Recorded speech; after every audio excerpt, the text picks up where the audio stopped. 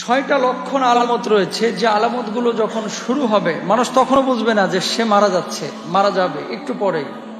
কিন্তু এই আলামতগুলো যখন চলবে, শুরু হয়ে যাবে, দেখা দিবে, নির্ঘাত আপনার মৃত্যু হয়ে যাবে। আল্লাহু আকবার বলেন। এটা আমার কথা না, আল্লাহ সুবহানাহু ওয়া তাআলার কথা। দেখেন, প্রথম যে লক্ষণ বা আলামতটা, যেদিন আপনার মৃত্যু ঘটবে এই দিনটাকে বলা হয় ইয়াউমুল মাউত, মানে মৃত্যুর দিন। এদিন আপনি জানেন না যে কোন দিন আসবে, এদিন আপনি জানেন না যে কোন সময়, কোন মুহূর্তটা সেই সময়টা, কোন দিনটা, কোন মুহূর্তটা। এতে কি রোজার ঈদের আগে হবে, রোজার ঈদের পরে হবে, কোরবানি ঈদের আগে না পরে, বৈশাখ মাসে না জ্যৈষ্ঠ মাসে, জানেন একমাত্র কে? আল্লাহ তাআলা সেজন্য বলেছেন, ইদা জা আজালুহুম লা ইস্তাখিরুনা সাহ ওয়া লা ইস্তাকদিমুন। যেদিন সময় চলে আসবে এক মুহূর্ত বাড়ানো হবে না, কমানো হবে না, নির্ধারিত সময় আপনাকে দুনিয়া থেকে বিদায় নিয়ে চলে যেতে হবে। প্রিয় ভাইরা আমার, যেদিন আপনার মৃত্যু আসবে, আপনি বুঝতে পারুন আর না পারুন, আপনার রূহটা কিন্তু ঠিকই কিছু না কিছু বুঝতে পারে। যেমন আল্লাহ সুবহানাহু ওয়া তাআলা পবিত্র কুরআনুল কারীমের মধ্যে কি বলছেন একটু খেয়াল করেন।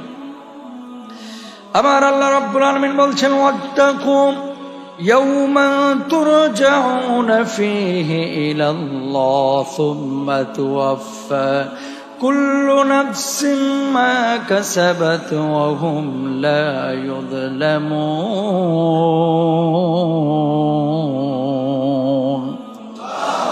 আল্লাহ রাব্বুল আলামিন বললেন, ওই দিনকে ভয় করো যেদিন তোমরা আল্লাহর কাছে প্রত্যাবর্তন করবে, যেদিন আল্লাহর কাছে ফিরবে, অতঃপর প্রত্যেককেই তার কর্মের ফল পুরোপুরি দেওয়া হবে এবং তাদের প্রতি কোনো রূপ অবিচার করা হবে না। বন্ধুরা আমার, যেই দিন মানুষ দুনিয়া থেকে বিদায় নিয়ে চলে যাবে, মানুষ বুঝতে পারে না যে আজকে তার মওত হয়ে যাবে, কিন্তু রুহের মধ্যে একটা অস্থিরতা কাজ করে। অস্থিরতা কেমন যেন একটু অন্যরকম মনে হবে, চাপা অনুভব তার ভেতরে অনুভূত হবে, পেরেশানি কাজ করবে। কারণ যেদিন দুনিয়া থেকে সে বিদায় নিবে, দুনিয়ার জীবনের অধ্যায়ের সেদিন পরিসমাপ্তি ঘটবে, ঠিক কিনা? যেদিন আল্লাহ রাব্বুল আলামিন আপনাকে দুনিয়া থেকে বিদায় করবেন, সেদিন আসমান থেকে ফেরেশতা নামবে। ফেরেশতা, মানুষ যখন মুমূর্ষ অবস্থায় পতিত হবে, আল্লাহ রাব্বুল আলামিন যখন দুনিয়া থেকে তাকে নিয়ে যাবেন, মানুষজন ওই ফেরেশতাদেরকে দেখতে পাবে, কিন্তু তখনও বুঝবে না এই ফেরেশতারা কেন তার কাছে এসেছে, রূহ কবজ করার জন্য নাকি দুনিয়ার অন্য কোনো কাজ করার জন্য। সেদিন মানুষ তখনও বুঝতে পারবে না। বলুন আল্লাহু আকবার।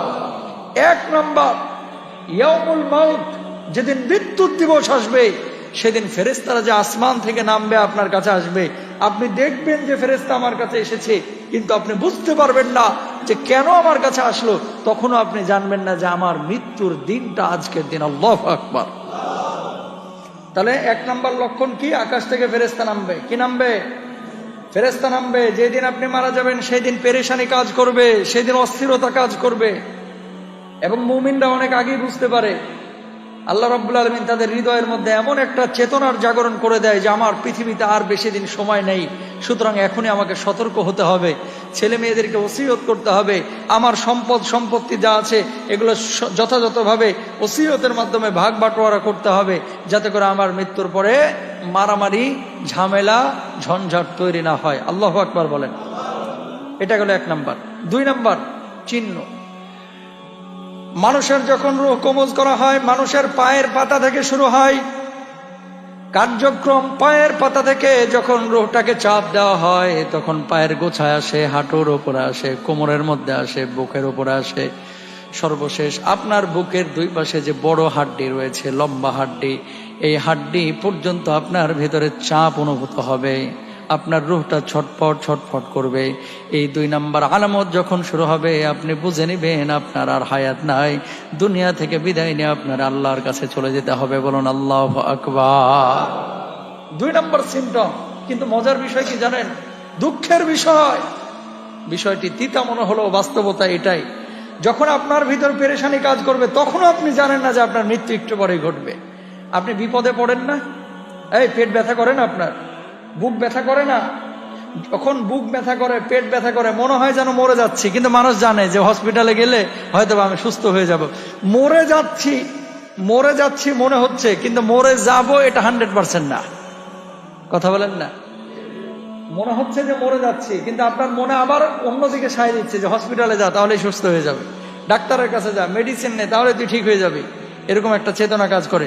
ঠিক মানুষ যখন মারা যাবে, যখন রূহটা কবুজের প্রক্রিয়া শুরু হবে, মানুষ তখনও মনে করবে যে পৃথিবীতে অন্যান্য আমার তো অনেক রোগ বালাই ছিল, হয়তোবা এটাও একটা রোগ, একটু পরে হয়তোবা আমি ভালো হয়ে যাব। কিন্তু মানুষ বুঝবে না যে একটু পরে তার জীবনের বিনাশটা হয়ে যাবে। বলুন আল্লাহু আকবার। দেখেন কি মারাত্মক জিনিস।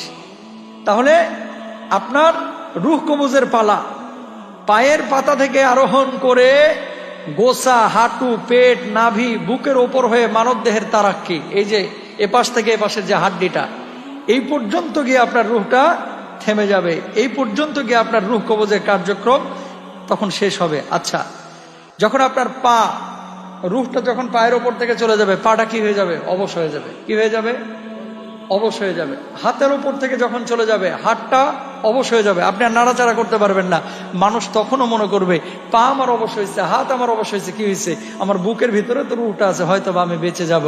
কিন্তু মানুষ তখনও বুঝবে না। হ্যাঁ, তারপরে তৃতীয় ধাপ শুরু হবে। দেখেন আল্লাহ তাআলা কি বলছেন। এই ধাপের নাম হচ্ছে তারাকি।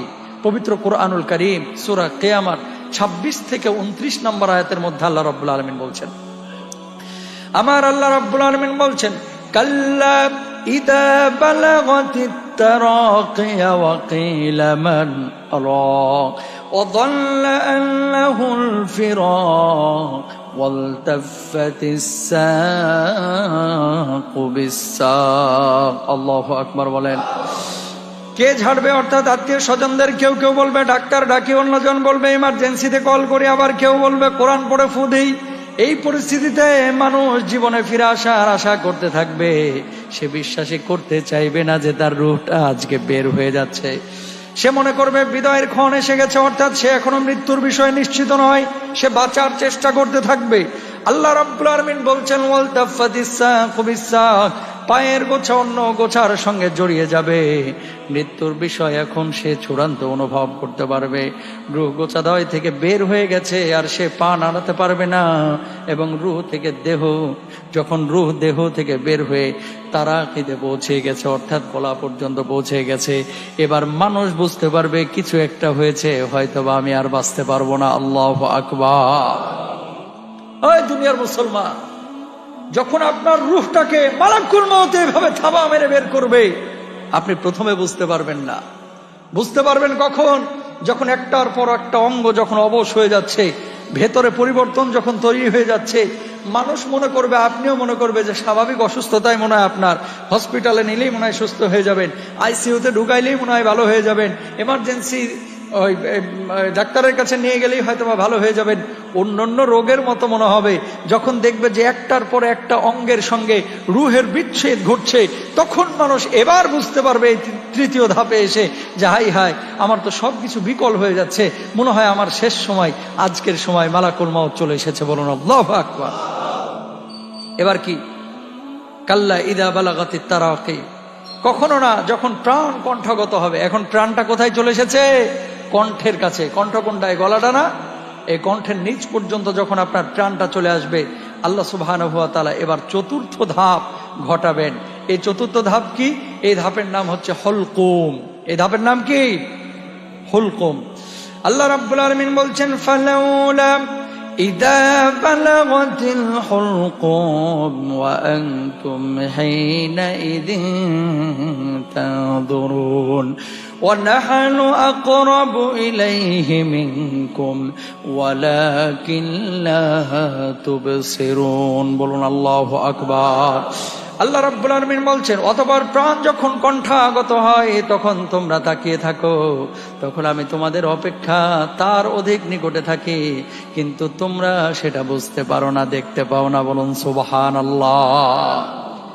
রূহটা যখন আপনার কণ্ঠের কাছে এসেছে, আপনার কাছাকাছি না রূহটা? তখন আপনার ভেতরেই তো। আল্লাহ রাব্বুল আলামিন বলছে, এর চাইতেও তোমার কাছে আমি কাছে, নিকটে, তুমি দেখতে পাও না। আল্লাহু আকবার বলেন।